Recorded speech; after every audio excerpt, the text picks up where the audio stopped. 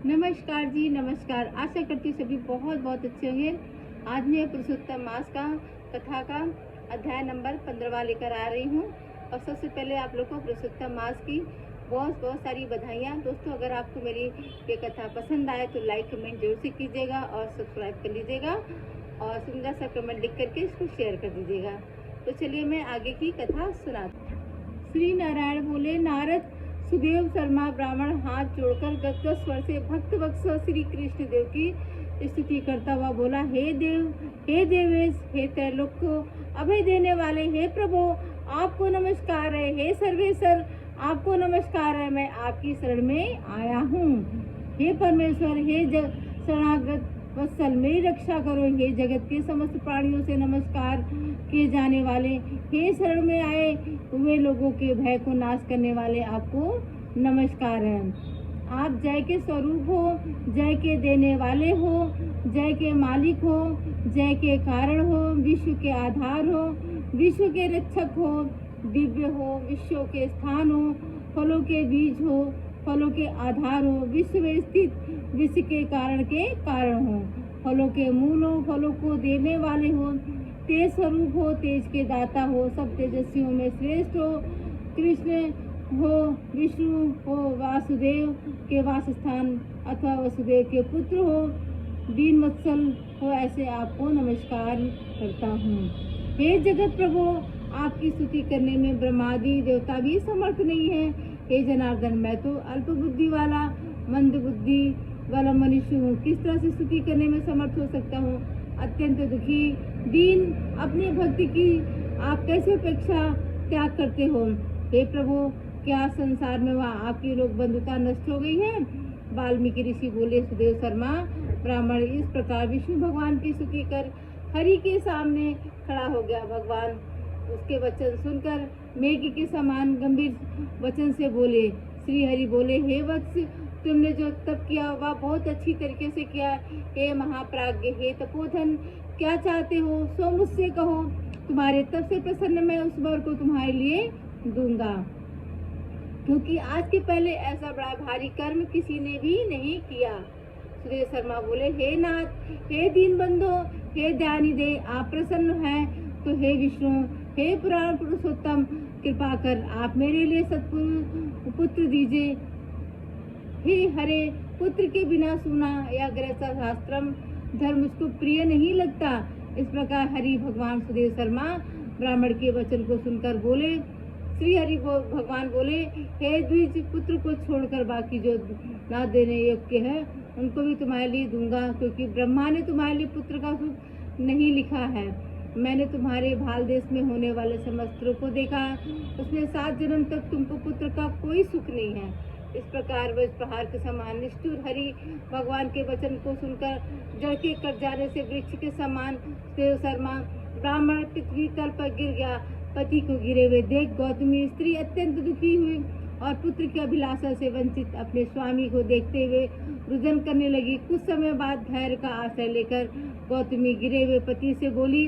गौतमी बोली, हे नाथ, उठिए उठिए, क्या मेरे वचन का स्मरण नहीं करते। ब्रह्मा ने भाल देश में जो सुख दुख लिखा है वह मिलता है। रमानाथ क्या करेंगे, मनुष्य तो अपने किए कर्म का फल भोगता है। अभागे पुरुष का उद्योग मरणासन पुरुष को औसत देने के समान निष्फल हो जाता है। जिसका भाग प्रतिकूल उल्टा है उसका किया वह सब उद्योग व्यर्थ होता है।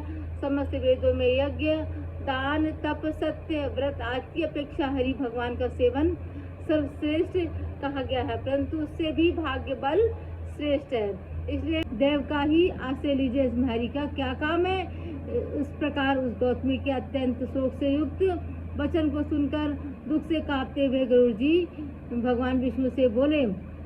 गरुड़ जी बोले, हे हरे, शोक रूपी समुद्र में डूबी हुई ब्राह्मणी को उसी तरह नेत्र से गिरते हुए सुधारा से व्याकुल ब्राह्मण को देखकर, हे दीन बंधो, हे दया सिंधु, हे भक्तों के लिए अभय देने वाले, हे प्रभु, भक्तों के दुख को नहीं सहने वाले, आपकी आज वह दया कहाँ चली गई है। अहो, आप वेद और ब्राह्मण की रक्षा करने वाले साक्षात विष्णु हो।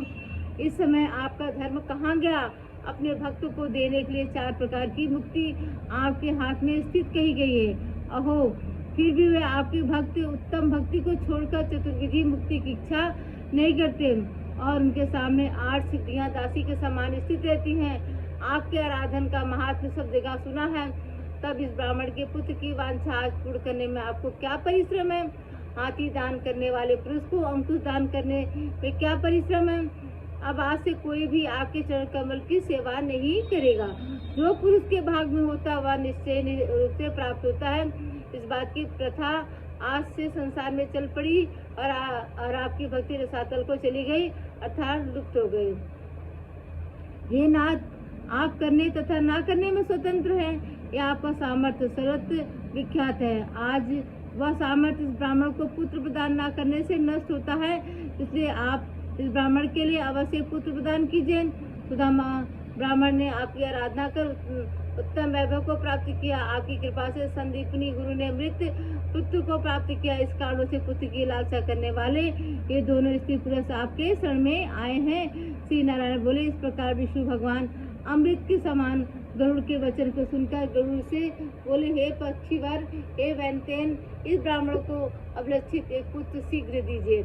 इस प्रकार अपने अनुकूल हरि भगवान के वचन को सुनकर गरुड़ ने अत्यंत प्रसन्नचित होकर उस पृथ्वी के देवता दुखित ब्राह्मण के लिए अनुरूप सुंदर पुत्र को जल्दी से दे दिया। ये था। तो दोस्तों, आप लोगों ने सुना कि 15वां अध्याय में क्या था। अब ये समाप्त हो गया दोस्तों। अब मैं आपको 16वां अध्याय सुनाने जा रही हूँ, तो सुनिए। नमस्कार जी, नमस्कार। आशा करती सभी बहुत बहुत अच्छे होंगे। सबसे पहले आप लोग को पुरुषोत्तम मास की बहुत बहुत सारी बधाइयाँ। पुरुषोत्तम मास की कथा पुराण को सुनिए, आपके जीवन अपने आनंद लीजिए और सुख की प्राप्ति के लीजिए, पुण्य की प्राप्ति लीजिए। मैं 16वां अध्याय कहने जा रही हूँ, तो सुनिए। गरुड़ जी बोले, है दूसरे, तुमको 7 जन्म तक पुत्र का सुख नहीं है। या जो वचन हरि भगवान ने कहा सो समय तुमको वैसा ही है। फिर भी कृपा के स्वामी की आज्ञा पाकर मैंने तुमको पुत्र दूंगा। हे तपोधन, हमारे अंश से तुमको पुत्र होगा। जिस पुत्र से गौतमी के साथ तुम मनोरथ को प्राप्त करोगे, किंतु उस पुत्र से होने वाला दुख तुमको अवश्य होगा। हे द्विज शार्दूल, तुम धन्य हो जो तुम्हारी बुद्धि हरि भगवान में हुई। हरि भक्ति से काम हो अथवा निष्कातम हो, हरि भगवान को दोनों ही प्रिय है। मनुष्य का शरीर जल के बुदबुद के समान क्षण में नाश होने वाला है। उस शरीर को प्राप्त कर जो हृदय में हरि चरणों का चिंतन करता है वह धन्य है। इस अत्यंत दुष्ट संसार से तारने वाले हरि भगवान के अलावा दूसरा और कोई नहीं है। यह हरि भगवान की कृपा से मैंने तुमको पुत्र दिया। मन में श्री हरि को धारण कर सुखपूर्व विचारों और उदासीन भाव से संसार के सुखों को भोगो। वाल्मीकि ऋषि बोले, गौतमी और सुदेव दोनों स्त्री पुरुष को देखते देखते उत्तम वर को देखकर उसी समय गरुड़ पर सवार होकर भगवान हरि शीघ्र वैकुंठ को चले गए। सुदेव शर्मा भी स्त्री के साथ अपने मन के अनुसार पुत्र रूप वर को पाकर अपने घर को आया। उत्तम गृहस्थ आश्रम के सुखों को भोगने लगा। कुछ समय बीतने के बाद गौतमी को गर्भ रहा। 10वां महीना प्राप्त होने पर गर्भ पूर्ण हुआ। प्रसूति काल आने पर गौतमी ने उत्तम पुत्र पैदा किया। पुत्र के होने पर सुदेव शर्मा बहुत प्रसन्न हुए। शेष ब्राह्मण को बुलाकर जात कर्म संस्कार किया। अच्छी तरह स्नान कर ब्राह्मण से सुदेव शर्मा ने उन ब्राह्मणों को बहुत सारा दान दिया।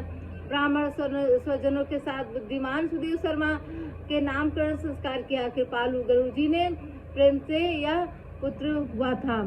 सत्कालीन चंद्रमा के समान उदय को प्राप्त तेजस्वी या सुख के सदस्य है। इसलिए मेरा यह प्रिय पुत्र सुखदेव नाम वाला है।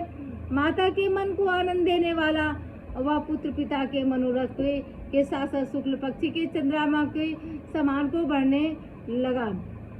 पिता ने हर्ष के साथ उपनयन संस्कार कर गायत्री मंत्र का उपदेश किया। बाद में वह बालक वेदारंभ में संस्कार को प्राप्त कर ब्रह्मचार्य व्रत में स्थित हुआ। उस ब्रह्मचार्य के तेज से युक्त बालक साक्षात दूसरे सूर्य के समान शोभित हुआ। बुद्धि सागर उस बालक ने वेद का अध्ययन प्रारंभ किया। उस गुरुवत्सल बालक ने सद्बुद्धि से अपने गुरु को प्रसन्न किया।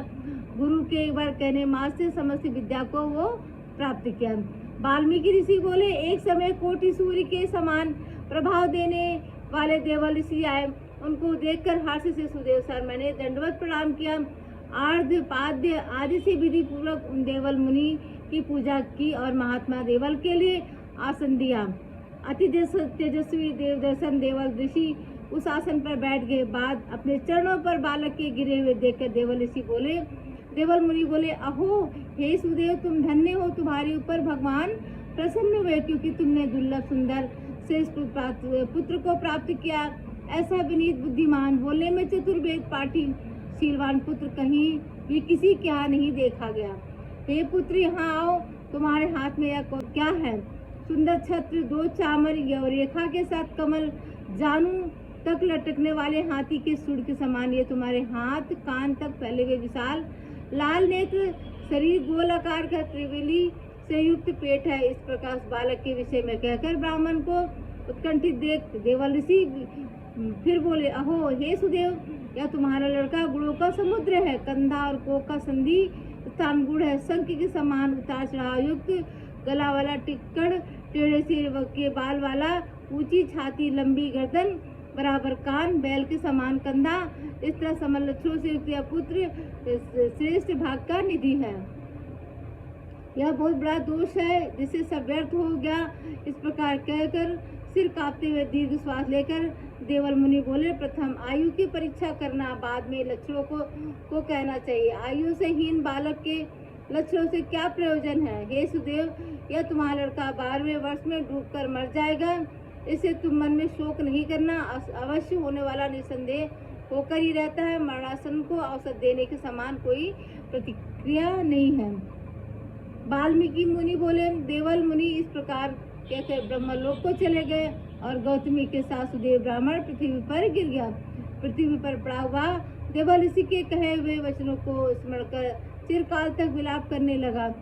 बाद उसकी स्त्री गौतमी धैर्य धारण करती हुई पुत्र को अपनी गोद में लेकर प्रथम प्रेम से पुत्र का मुख चुम्बन कर बाद पति से बोली।